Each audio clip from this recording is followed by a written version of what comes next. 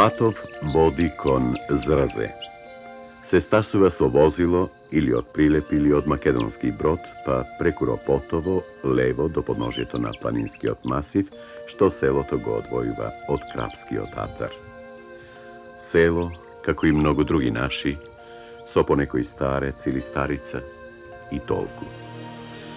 Село нам испречено на патот, зашто сме намерници да го видиме манастирот Свето Преображение, токму над Зразе.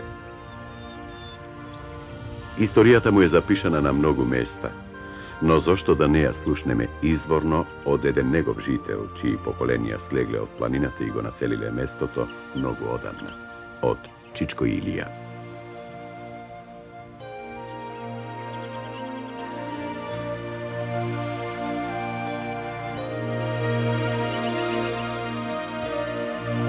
Ако сакаме да кажеме синорите да го одредиме на нашето село, можеме да одредиме. Кога гледаме гледано во селото нагоре, на јужна страна ние граничиме со селото Сливја и селото Рилево и селото Дебреште. Од западна страна граничиме со селото Крапа. Сега северна страна граничиме ние со селото Црнилишта со полето, Долгавец, Маргари. Тоа е синор наш, тоа е сето. Сега тука, ја уколку што знам, дедо ми како што ми пренесол мене некогаш, нашето село доселувано е куќа по куќа, тие се овие сточари кои биле, се доселувале од планините, од дав до данде. Прво се доселија 7 куќи. 7 куќи. Тие куќи, сите куќи има своја слава. Своја слава има. Имат 3 куќи митровденци. Тоа се прва куќа наша Брајановска која е доселена. Ние сме Брајановци сточари, со црни овци каракачани.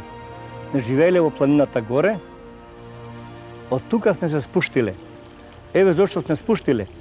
Се спуштиле ние во полето тука, дедо ми Брајан имал многу пари и му рекле, ако Брајане не ги потребиш парите, турците ќе ти ги зема парите, ќе ту тепа. И дедо ми го купил тоа место баш кај реките. Ние се наоѓаме баш кај реките, тоа биле тие води доста тука биле, некогаш беа доста води, сега се помали. И дедо ми прв се насели во тоа село, се спушти од планина. И ние, ја уште думам, трља имавне горе, сточари бевне, јас кога знам 400 лај овци имавне ние, и кози. Стока и мојата фамилија, значи Брајановци ние, 2 куќи.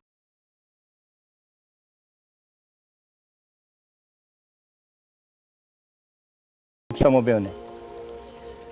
И тогаш живеевне ние во многу луѓе, по 20 луѓе, по 30 живеевне.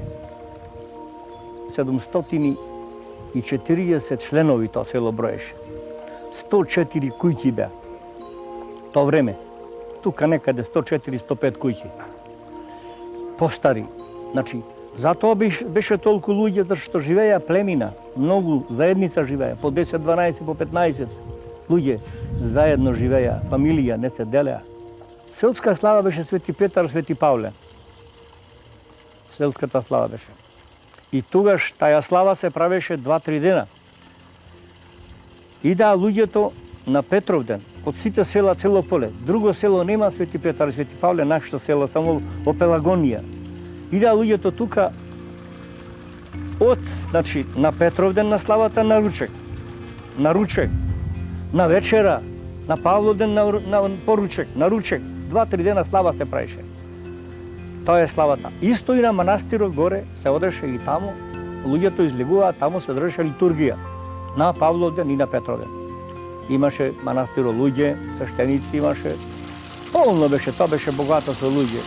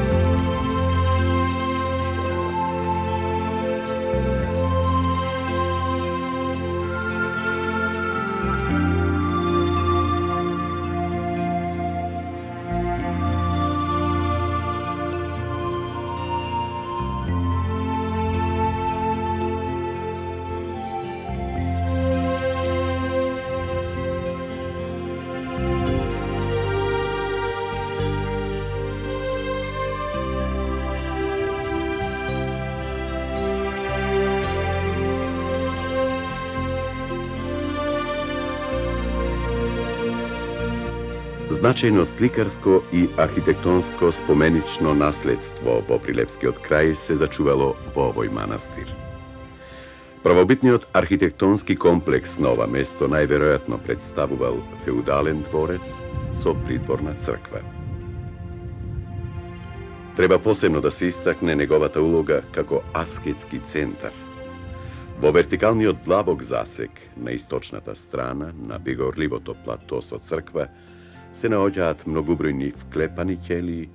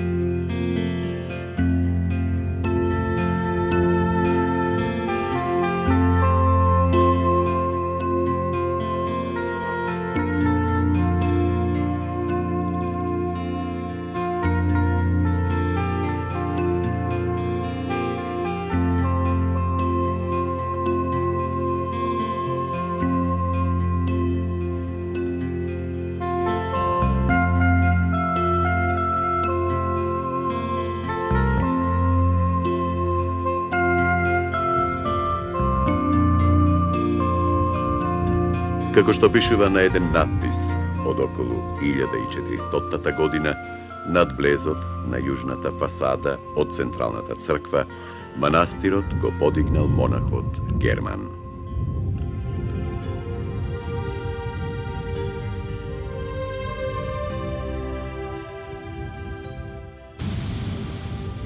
По претходното уривање на западниот зид, на правобитната црква од западната страна и се дозидува продолжение со правоаголна основа.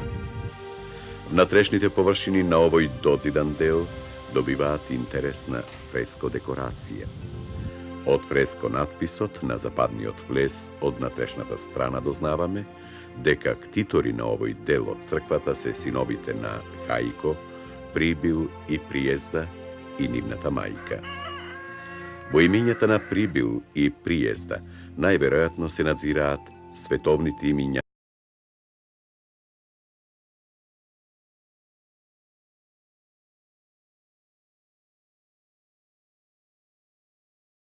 познатите сликари од последната четвртина на 14 век, митрополитот Јован и неговиот брат Макарije, кој ја продолжил работата и во првите децении на 15 век. Во првите децении на турското владење, регистрираните уметнички дела во Прилепскиот крај се врзани за творештвото на нашите земјаци, митрополитот Јован и брат му Макарije, јеромонах и зограф, внук на монахот Герман, основач на овој манастир, како и за нивните соработници и ученици.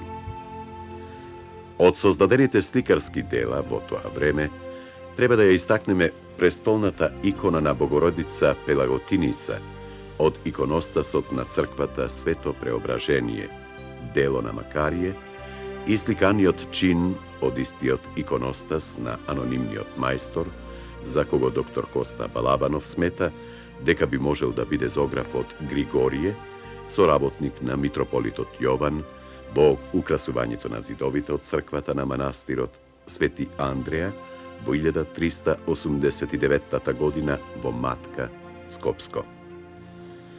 На истиот круг сликари им се приклучува и фрескосликарството од втората деценија на истиот век во манастирот Света Богородица Пречиста во селото Варош. Грижата за овој манастир, по неговата градба, по смртта на монахот Герман ја презеле неговите внуци Јован и Макарije. По доаѓањето на турците во овој крај, тие им го отстапиле имотот и манастирот на управување на својот кмет Константин и на неговите синови Јакоп, Калојан и Димитар. За време на султан Бајазид I, манастирот запустел, а потоа го обновува Константин. По смртта на Константиновите синови, манастирот повторно опустува и во почетокот на 16-тиот век претрпува сериозни оштетувања. 10 години по обновувањето, во 1545 година, него го настаниле 6 свештеници: поп Јаков, Малесија, Филип, Герасим и поп Јосиф. Во 1625 година црквата била дозидана и бил изграден трем. Во тоа време во манастирот бил јеромонахот Дамаскин, а потоа игуманот јеромонах Петроний со монасите Кирил, Симеон и Герасим.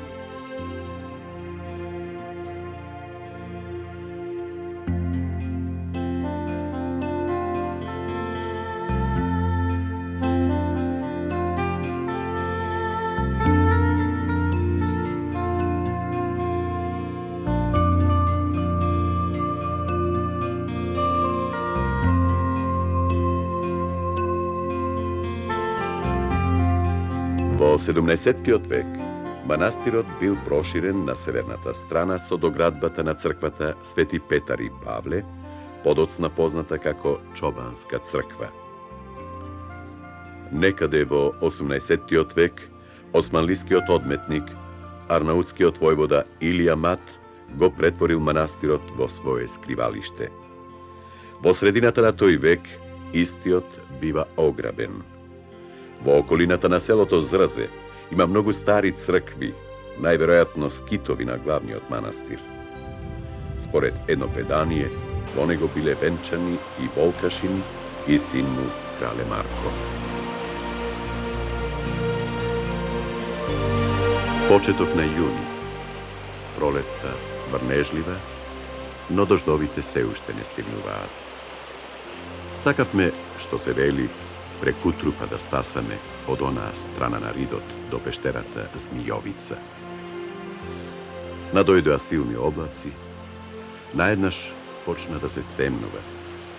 Се поклопија небото и земјата и на силните патешественици толку им требаше. Го сменија планот и решија да го продолжат патот кон целта од другата, полесната страна, што се однесува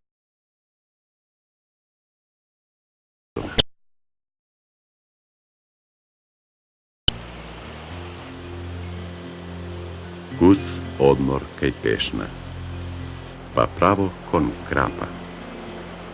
Во меѓувреме да се дзирне малку во пештерата, да се наполни вода и да се сврти нешто жешко на камена плоча. Зашто до Крапа ќе стасаме со возило, а потоа не чекаат неколку добри часа до Змејовица.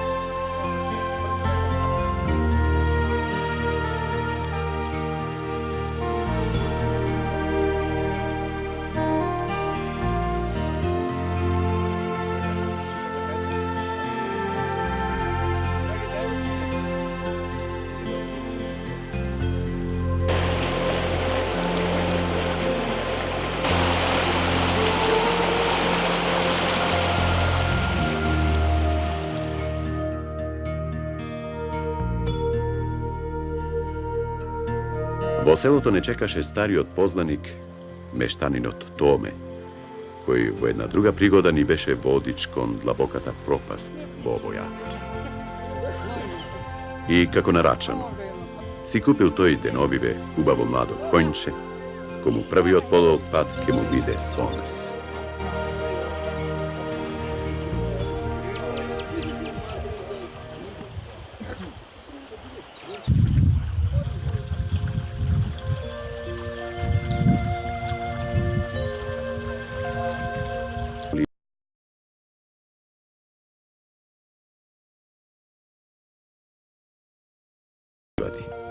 zašto vo krapa žitelite se brojat na prsti, a poleto saka rabot. Pravec otkon vravote jugoistok, ali vadite se rasposlale samo vo podnožjetu. Ugore kamenite ploči se poveki poveke gosvojuvat prostorot. Za srekja i se poveke siten i krupen dobito krašetuva vo ponovo vreme.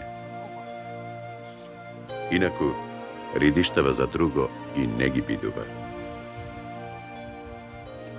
Strmninata si bara odmor. Nema ovoj predel ni potoče, ni izvorče. Patem, to meni razkažuvaše deka porano vo seloto živela nekoja žena, što znajela 300 raboti da pravi so žarčinja, da zabajuva. Nemo jednaš mu rekla, dojdi Tomče da ti zabajam, da ne se uplašiš kojake sretneš golema zmija. A Tomče ja zamolil, mori babo, ako možiš da mi zabajiš, da ne sretnam zmija, da ako ja sretnam što ke se namokram, ke se namokram. Velat, predelo timal zmiji kako na golemono ostrovo na Prespanskono jezero. Na visočina sme nekade na 1300 metri. Na jeden vidikovec, otkade što pogledite stasuva do Dautica na sever, do Šara na severozapad, do Bistra na zapad, do Kruševo na jugozapad i do Pelister na jug. Polovina Makedonija na Tlanka. Ova se veke poslednite čekori do otvorotna Zmejovica. Rekop mi ima interesna, no i